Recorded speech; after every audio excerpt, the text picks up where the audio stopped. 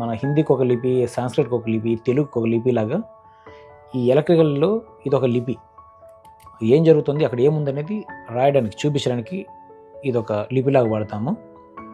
జనరల్గా ఎలక్ట్రికల్ ఫీల్డ్లో ఇంజనీర్స్ కానీ, ఎలక్ట్రీషియన్స్ కానీ, ఎలక్ట్రికల్ డిపార్ట్మెంట్స్ అన్నీ కూడా ఇంక్లూడింగ్ ఇండస్ట్రీస్ స్కీమాటిక్స్నే ఎస్ఎల్డి అనుకుంటున్నారు.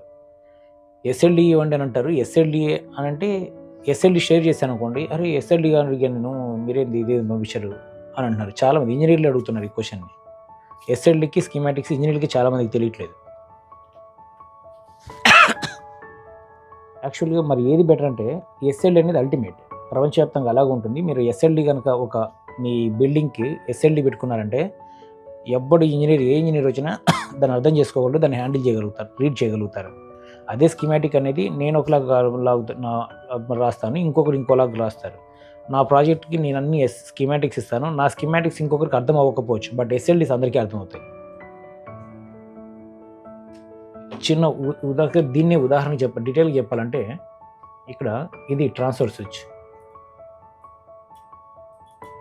ఇక్కడ నుంచి ఈ డీబీకి సప్లై వచ్చింది, ఇది మెయిన్ ప్యానల్. ఈ మెయిన్ ప్యానల్కి ఇవన్నీ ఫీడర్స్ అని కనెక్ట్ అయి ఉన్నాయి. అది ఇక్కడైతే ఇది ఎస్ఎల్డి, ఇది ట్రాన్స్ఫార్మర్, ఇది జనరేటర్. దీనికి మెయిన్ ప్యానల్ కనెక్ట్ అయింది. ఈ మెయిన్ ప్యానల్కి ఈ ఫీడర్స్ అన్నీ కనెక్ట్ అయి ఉన్నాయి.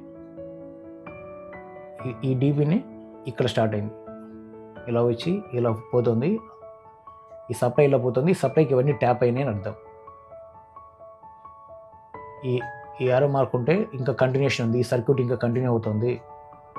ఇక్కడ స్టాప్ అయిపోయింది, ఇది ఎండింగ్ పాయింట్.